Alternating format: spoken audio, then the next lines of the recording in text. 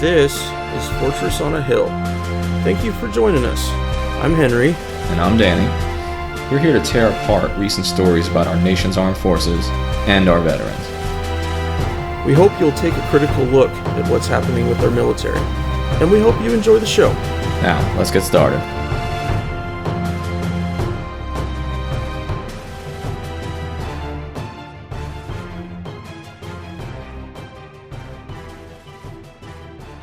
All right, moving along this morning, guys. I want to talk about a study about blast pressure when using crew-served weapons. A new study commissioned by the Army shows that blast pressure of crew-served weapons, to include 50 cals, the Carl Gustav rocket launcher, and the AT-4, which is another kind of anti-vehicle rocket launcher, can damage service members' cognitive abilities. They said that they have experienced problems with memory loss and with decision making. The report comes from the Center for New American Security, and it discusses how up until this point, heavy weapons damage from, as far as gunners actually getting that, hasn't really been studied. It hasn't really been analyzed. Most other studies have focused entirely on IED blasts and the other explosions caused by enemy fighters, like getting hit with or near an RPG strike. This fits together with recent reports on NFL players that routine hits and tackles can cause trauma over a long period of time. It can't simply be that only combat or specific types of training are damaging to service members' brains. The ordinary trip to the range, like throwing a live hand grenade, which I've thrown to in training, or shooting a 50 cal or a Mark 19, can be really damaging in succession if gunners aren't given enough recovery time following a trip to the range. The article also referenced a 2008 study in the Journal of Neurotrauma, which used pigs and rats to analyze the blast effects and the blast overpressure from different shoulder-fired mounted weapons, which found that damage could be made with as little as 3 shots from a heavy weapon. And remembering, like the 50 cal and the Mark 19, these are crew serfs. These are things that have either grenades or really big bullet or rounds on the end of a belt. So how in the world would you ever just do 3 rounds of those to, yeah. Now, here's the funny part, and Danny, you'll like this. The report recommends that DoD immediately amend the daily firing limits for service members shooting these heavy weapons below the threshold that can cause cognitive problems. It can take up to 96 hours for service members to return to their baseline following use of these weapons. And it's important to point out that the daily 24-hour maximum DoD guidelines currently only are designated to notice 1 heavy weapon fired, not multiple, which is something that I also did a lot in training. On a single day, you might shoot a 50 cal, a Mark 19, a SAW, which is a smaller light machine gun, in a short period of time. Certainly not long enough to ensure that the blast pressure you were exposed to didn't cause the person any damage. The report also suggested to establish annual and lifetime exposure limits for all heavy weapons used. Now, it's funny you mentioned the use of multiple weapon systems in a single day. I mean, I was in the Cav, I was in the cavalry, which is basically light reconnaissance, and we have lots of crew serve weapons because we have to have a decent amount of firepower in order to break contact if the enemy finds us, and that's part of the job. And so we used to do like crew serve weapon days, like gunnery days, plural, where in a single day, your crew and even the officer would have to get up and do certain tables, would fire, like you said, you'd go to the Mark 19, you'd qualify there, and then you'd immediately switch to the next station, and now you got to fire the 50 cal. Yep. And then you'd switch to the next station, and now it's a light machine gun like the SAW or something like that. And yeah, this is normal business. Like the fact this is dangerous, it really, I love that NFL analogy that you brought up, because a lot of people thought it was only the really bad hits. It was only the receivers that were vulnerable and got hit from an angle that they didn't expect. That's how we used to view the NFL. Like, those were the only dangerous hits. And then we come to find out that actually just the daily blocking and tackling that goes on in a game is itself traumatic. And I don't know what the answer to this is, but I know it's something we got to pay attention to. I also thought about, when talking about doing days at the range, about You also have coaches. Most people that are on the range have a coach, an NCO or a senior soldier to help a new soldier learn how to shoot. So certainly that coach, that NCO, is going to receive the same blast damage as the gunner because they're right next to the weapon. Then you also have range safeties, both officers and NCOs walking around, and sometimes they're right next to it. In fact, we have some weapons that a range safety literally stands next to you while you do the whole Hmm. table to make sure it's safe. And it's a good thing that they do, but that's a third person to the same blast damage.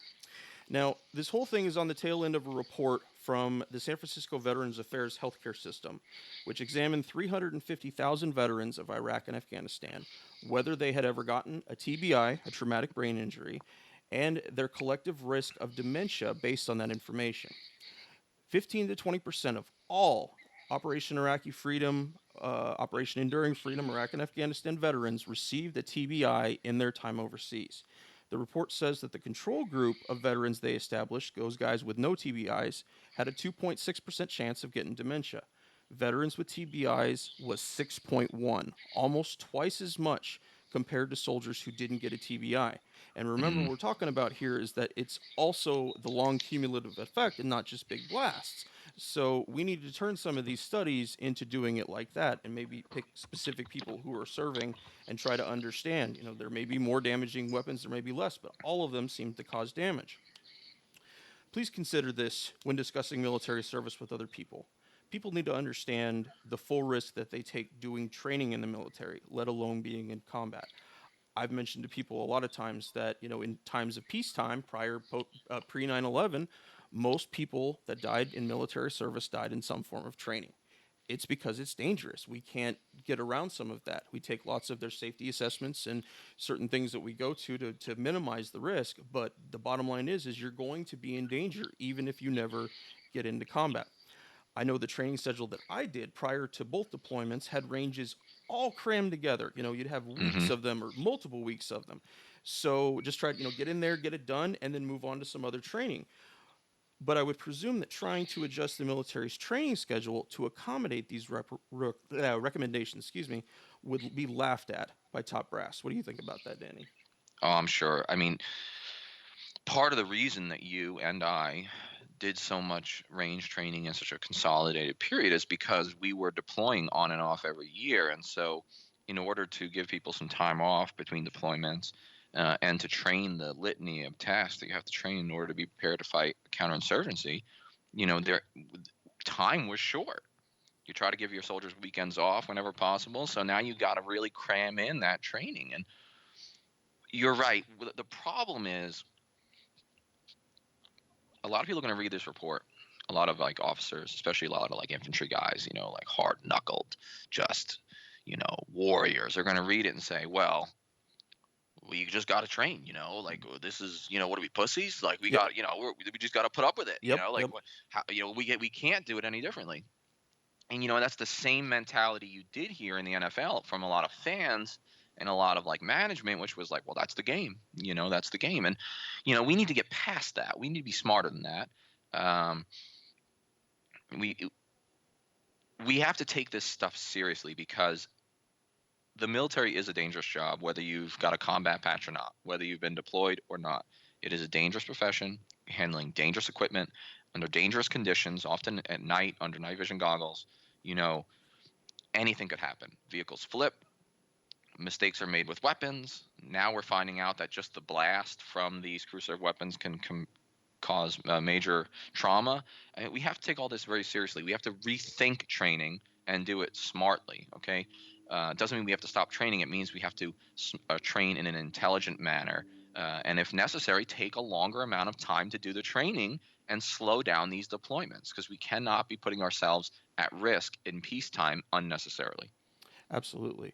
There's also, I'm sure that the military has much more of them now, but I did a couple digital ranges before I got out. And they were essentially think of a big virtual reality room, and on the far wall, it has a range. You're actually like you're looking down a field that has targets set up, and you're able to fire. The weapons feel like they have the actual recoil, but you're not getting the blast. The sound is very decreased. There's nothing, no actual round goes off.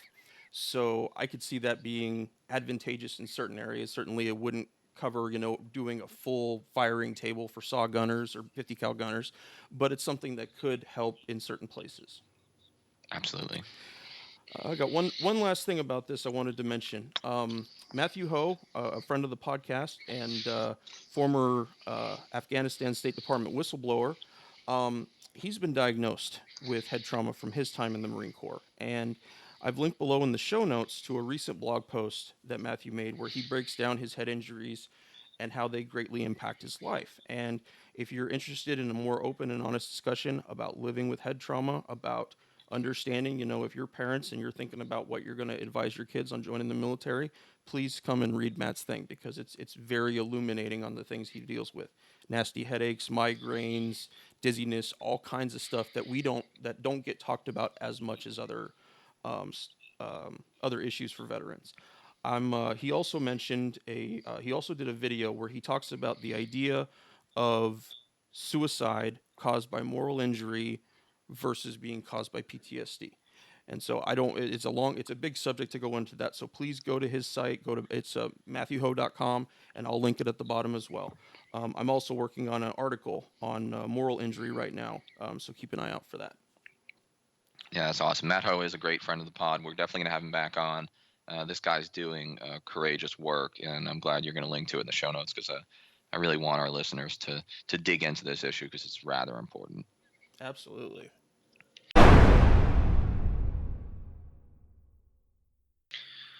All right. Well, listen, my final topic, and this is not going to surprise our dedicated listeners, is Afghanistan.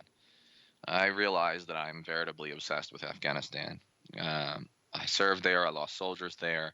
I was there in 2011 and 12, and I am appalled that we are still there and that we are accomplishing even less. Don't take my word for it, though. This week, a Pentagon audit, by a watchdog agency called the Special Inspector General for Afghanistan Reconstruction, or SIGAR, a quarterly report published by John Sopko, has essentially told us for certain, objectively, with empirical evidence, that the Afghan war is not being won. This came right after a double suicide bombing in Kabul that killed 31 people, including like 10 journalists. And this report, and this is important, it conflicts, it directly contrasts with all the optimism you're hearing from our senior military officers. General Dunford, Defense Secretary Mattis, Nicholson, these guys have been telling us, telling Congress, telling American people that there's a light at the end of the tunnel. We're going to turn a corner, all these platitudes. Well, the Special Inspector General disagrees. Are you ready for a few uncomfortable but telling statistics? Here are just a few that are buried in the 262-page report. The Afghan economy, measured in GDP, stopped growing in 2012 when I was in Afghanistan, and it has since actually retrenched. In other words, it has shrunk. So we are not succeeding in building the Afghan economy. And oh, by the way, military power stems straight from your economy. We've put 126 billion U.S. tax dollars into relief and reconstruction investment. And still, after 17 years, less than a third of Afghans are actually connected to a power grid, meaning they live in darkness. The economic gains that we have seen in Afghanistan, which are limited, aren't even sustainable because the Afghan GDP is so reliant on foreign aid that once we leave, if we ever do, we being the West or NATO or the United States primarily, the Afghan government can't hold itself. It can't fund itself. It is reliant on persistent foreign aid. It does not help itself. The religious folks out there, I hear this all the time. God helps those who help themselves. That's not happening in Afghanistan. They're letting us do the work. That government is largely illegitimate. And the country remains usually unstable. After 17 years, there were still more security incidents, meaning more enemy attacks last year than ever recorded before. So things have gotten worse in 17 years. Suicide attacks were up 50% in 2017. America has already spent $8.7 billion trying to reduce narcotics in Afghanistan since 2002. And what happened? You guessed it. The crop of opium grew by 63% in 2017 and is now the largest crop of opium, which becomes heroin, in the history of Afghanistan, despite all our efforts. Totally counterproductive. Jesus. Only 65% of the people in Afghanistan even live in areas that are under government control, meaning 35% live under the Taliban. Quote from the report. This is all you need to know, guys.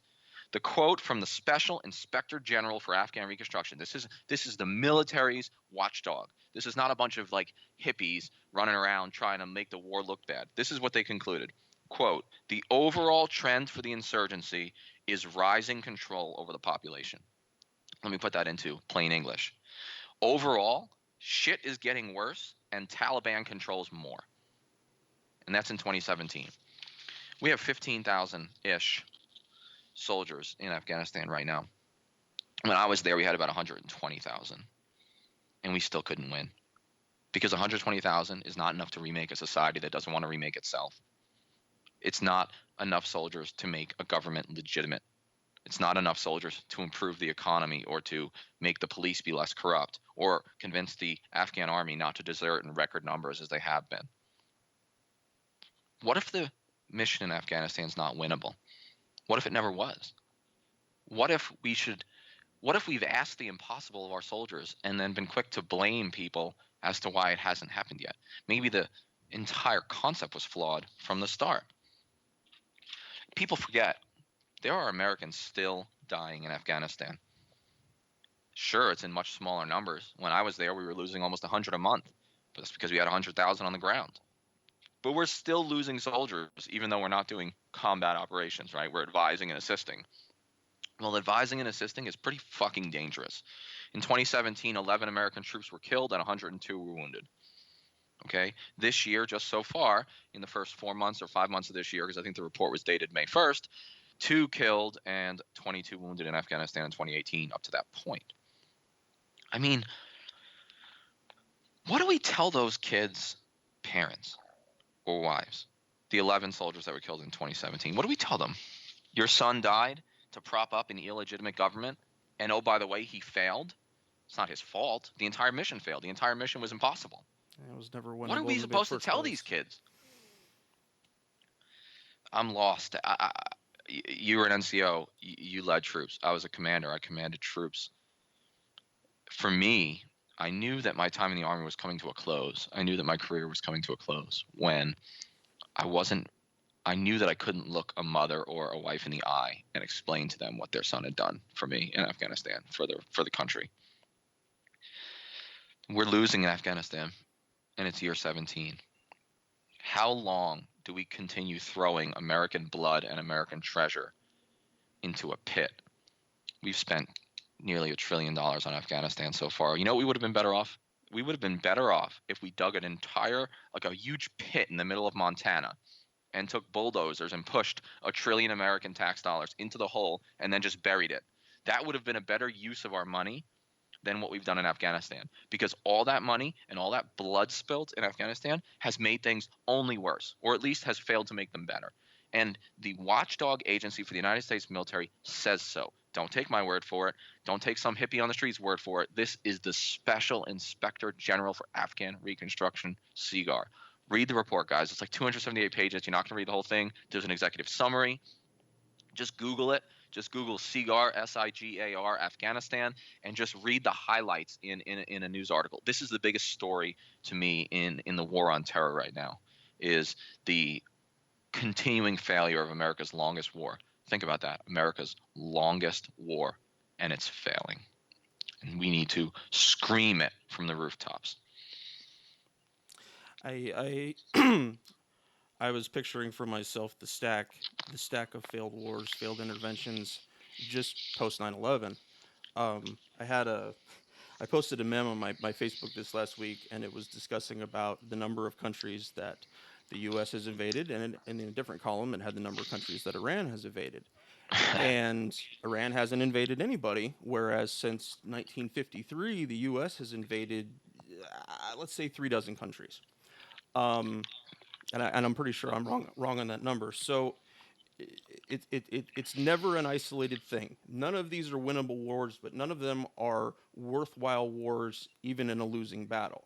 You and I could go through history and actually find times where people needed to fight for what was theirs. None of this shit qualifies. None of this shit qualifies as protecting Americans. All it does is bring more Americans home in body bags. You're absolutely right. We're fighting mostly illiterate farmers in Afghanistan. I've written a million articles on this subject. I'm actually getting sick of writing them. It's taking me to a dark place. But we are mostly fighting local battles with local drug dealers, local criminals, and local insurgents who are just illiterate, unemployed farm boys. These aren't transnational Al Qaeda terrorists planning 9/11 in Hamburg, Germany, and in Florida and California. This is not sophisticated. This is us getting involved in a local conflict we can't win. It's us trying to socially engineer a society that is in the 13th century and trying to make it look like the United States circa, 2005. It can't be done, guys. Don't ask our military to do it. And if you do ask them to do it, resource them accordingly. You're going to need 1 million troops in Afghanistan indefinitely. Yep. If you want to secure that place. Do we have that kind of will? No. So what do? Half measures. Half measures indefinitely. Dead soldiers. Dead Afghan civilians. They matter too, right? Everyone's equal in the eyes of God, right? If all human life is equally valuable, we should be talking about those deaths too. And I'll tell you, there's tens of thousands of those in comparison to the 11 Americans. And they're both tragedies. Both of them are tragedies. Pay attention, folks. Pay attention. Be a citizen. Get involved. Make some calls. You'll feel better afterwards. You really will. You may not solve anything, but you'll feel like at least I was active. At least I took a stand on the important issues of my generation. And I'll tell you what, one of the most important issues of our generation is the failed war in Afghanistan, and it is not ending anytime soon. No. I'll tell you one other thing. When Secretary of Defense Mattis goes on TV, when General Dunford goes on TV and they tell you there's a light at the end of the tunnel, do not believe it. Do not believe it, because the evidence is there. The evidence is in writing, 278 pages of it. This is a quarterly report. I bet your ass the next quarterly report is going to be just as bleak. Absolutely. I'm with you. I just get sick of reading about it. So I have a little more connection to the Iraq War in that way. But it's all the same. It's all the same collective choice to carry our will to some other part of the world that doesn't want it. All of these things can be traced back to that basic idea. Absolutely. Absolutely.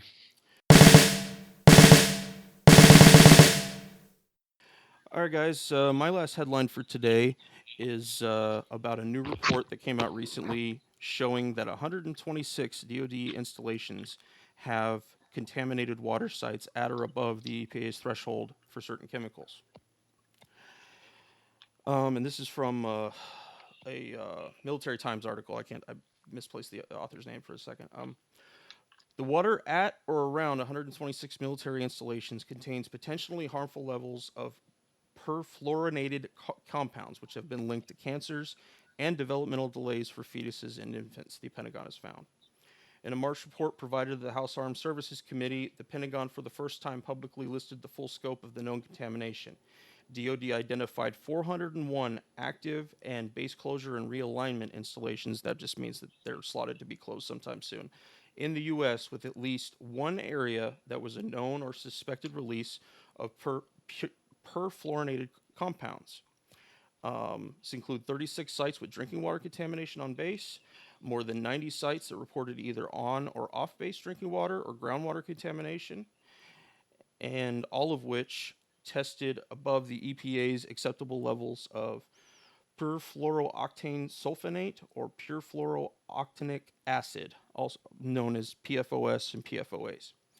The man-made chemical, which is used to make items heat or water resistant, are found in everyday household food and clothing items, even takeout food wrappers. One key here, and we're going to get into this just a second to understand, is that military bases have different requirements when it comes to fire and rescue, especially when you're dealing with an airfield, because if an airplane catches on fire, it's going to burn at a temp much hotter than most normal firefighting stuff could help. Water doesn't help very much, so they have to use very specific stuff. Now, it's concentrated in a foam that is used to put out aircraft fires. That brings me to a recent article by Sharon Lerner at The Intercept, which discussed that the U.S. military is in the process of replacing all of their toxic firefighting foam with, drumroll please, more fucking toxic firefighting foam.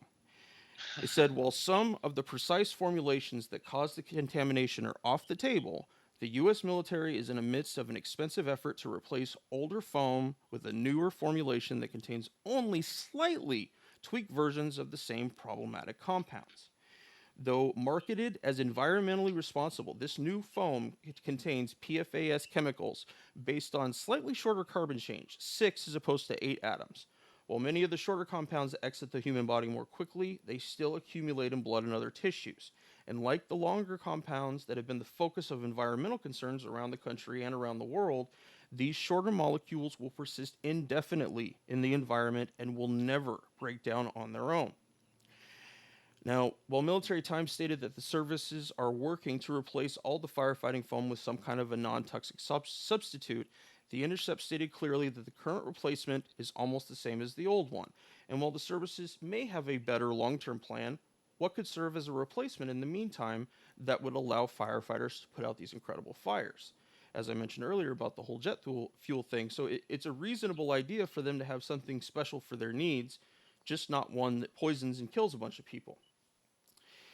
There are also a few DoD installations that require local water authorities to provide water for their work sites. These authorities have declined to do anything related to the cleanup of this stuff, as EPA regulations on this matter are not enforceable. I'm going to say that again. EPA regulations on these chemicals I'm mentioning are not actually enforceable. Now, the lion's share of these poison sites are managed by DoD, and DoD is taking active steps to make changes, including providing people bottled water and filters for their faucets. But the civilian control side of these water sources can't be enforced based on what I've shared. Danny, we've talked before about military infrastructure and on bases and how they are controlled and built differently, or so we're told, and how incidences of poor construction or failure to properly reinforce something that could contain these substances. I'm thinking right now of the massive fire they had at Fort Hood that when a gas line broke, permanently scarring the 8 Marines and the corpsmen that were stuck in a ditch inside their LAV. What I'm seeing here is how civilian business interests have protected water contamination through lobbying the government, and yet our government doesn't even have the authority to tell these towns, not just to clean it up, but to acknowledge the damage that has been done. The whole story just really has my wheels spinning about all the different places that DoD could use or will use this horrible foam. I'm thinking of Air Force bases, which by and large in the report are the most polluted and most common to be polluted, followed by Navy and Marine Corps air stations, which have a shit ton of their own aircraft of a variety of kinds. And then lastly, but certainly not least, it's just in the numbers, are Army installations, which most major Army posts are attached to or nearby an Army airfield, where the Air Force comes and takes us to deploy, where our airborne guys train, where Chinooks do their training to take troops from one area to another. It's everywhere. It's at most major places. They have aircraft, which means they have this stupid foam. But no matter what, wherever this foam goes, whether used on an aircraft carrier, or we took it to Iraq and Afghanistan and it's set up at a temporary airfield there, or just here at home, there are service members whose job it is to use this foam. And my last little tidbit on this for today, the Associated Press has stated that the Air Force is not going to reimburse 2 Colorado towns for funds spent on removing toxic waste caused by this same foam, to the tune of $11 million. So they know exactly how bad it is, and they know that it's giving soldiers, airmen, Marines, anybody that works on a flight line, cancer and exposing them. And pilots and us, how many times have you stood on an airfield for hours, Danny, waiting to get on a plane? Yeah. So no, it's fucking mind blowing. It's such an interesting story. You're talking about dirty water and talking about these issues that don't even make it into the mainstream press because we're so focused on the minutia of the president's latest tweet. There was this big controversy at the White House Correspondents' Dinner, of course, right? Comedian Michelle Wolf was just scathing, and I thought hilarious. Oh, yeah. In her take on just like the administration and the media and just how everyone's complicit in this. And like, to me, the most important thing she said was the last thing she said, and it was the one that was least controversial, but should have been most controversial. At the very end of her set, she said, Flint still doesn't have clean water, meaning Flint, Michigan, after like over a year of people just drinking and bathing in just disgusting water. And that no one got upset about that. everyone was like, "Oh, did she make fun of Sarah Huckabee Sanders' looks?" Who gives a shit? Yeah. Flint doesn't have clean water, okay? And what you've told us today is American military bases don't have clean water, right? The contamination. The, we can't lobby. A PFC in the military doesn't have either the funds or the power to like lobby his congressman for better water in his area. But you know who can lobby congressmen? Multinational conglomerations and corporations who have an Exactly. interest in making sure Congress does not regulate the water flow and the pollution that goes on. This is a story about unequal power.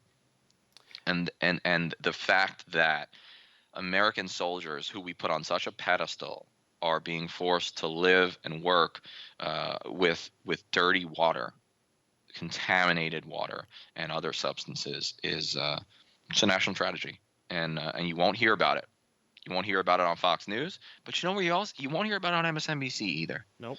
So it's not about liberal conservative. It's about mainstream news in general, and it's so focused on Trump and Russia and you name it, and Stormy Daniels that there's no room for your story. If you want to hear it, you got to listen to Fortress on a Hill, or you got to go to The Intercept. Yep. You got to go to some other outlet that's outside the mainstream. Truth Dig, Tom Dispatch, The Nation. Yeah, that's where you've got to go. And I encourage all of our listeners and readers of my own work and Henry's work. Look, dig into these sources. Forget about CNN.com. They're going to give you some cursory bullshit. You got to dig further. You got to go find the real investigative reporting that's out there. Okay, you got to sift through the fake news and sift through the bullshit and find the really valuable writers. Find writers you trust, find outlets you trust, and just keep going back to them. I think the harshest point to me about this story, going back to what you mentioned about Flint, is that this really lays it out there exactly how our government sees military service. Because if there was a difference, like you said, if there was that pedestal difference, we wouldn't be talking about this. Soldiers' water would be fine. But, and it's not just them, it's about low income people. And newsflash, folks, a lot of people in the military are low income people. They're people of modest means, and they don't have the ability to fight any of this, to go after any of this. But it's because military bases always built on the shittiest places, always, but it is about that key.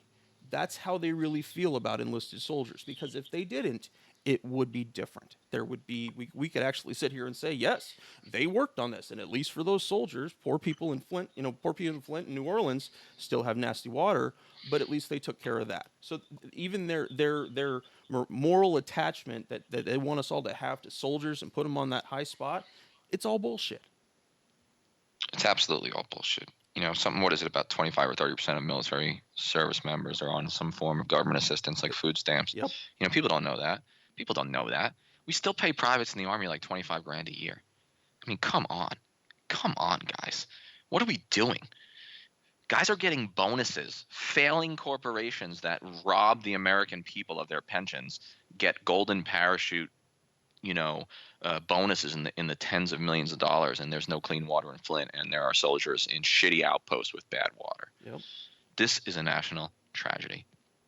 And as I always say, it's on us. It's got to be a groundswell. It's got to be the people. The system is not built to be responsive to us. We have to claim back the system and make it work for us, because no one's doing it for us. Okay? We have to step up. We have to make calls. We have to lobby. We have to hold signs. Bring out the pink pussy hats. I don't care what you do. Get ready to protest, because that's the only way. Absolutely. I got one more little note here I wanted to mention for a topic I'm working on for the next episode. It involves a ProPublica investigation into former and current U.S. military members being affiliated with Adam Waffen, a neo-Nazi extremist group. And from what I've read, it is considered to be the most extreme group we have here in the U.S. Of the many white supremacist organizations that have sprung up the last few years, it's among the most extreme, espousing the overthrow of the U.S. government through acts of political violence and guerrilla warfare. So we're gonna plan to do this full breakdown next time, guys. But we'd covered this before. It's definitely there's some definite white supremacy issues within the U.S. military that need to be covered, but it hasn't been exposed as this bad yet. So keep an ear out for that for next episode. Yeah, absolutely. We're going to talk that in some more depth. We're going to talk about intelligence community, and we're hoping to have on our next episode a really great interview with Tom Engelhart, the founder and leader of TomDispatch.com, the first person to publish any of my work. Okay, so the guy that brought me into the publishing world and really changed my life and turned me into a writer. Okay, and gave me that opportunity to do it. So Tom Engelhart. Throw him into the Google. I think he's even got a Wikipedia page, so you know he's important. And we're going to have a really great conversation with him. So, look, stay tuned. There's more coming. We're going to be more regular with our episodes, and we're just going to keep coming down every week with more and more important stuff. Thank you guys so much for joining us. And if you find any news, anything that you think we need to talk about, please send us an email, fortressonahill.com. Or excuse me, fortressonahill@gmail.com. Sounds great. All right. Have a good one, guys. We'll see you soon. See ya.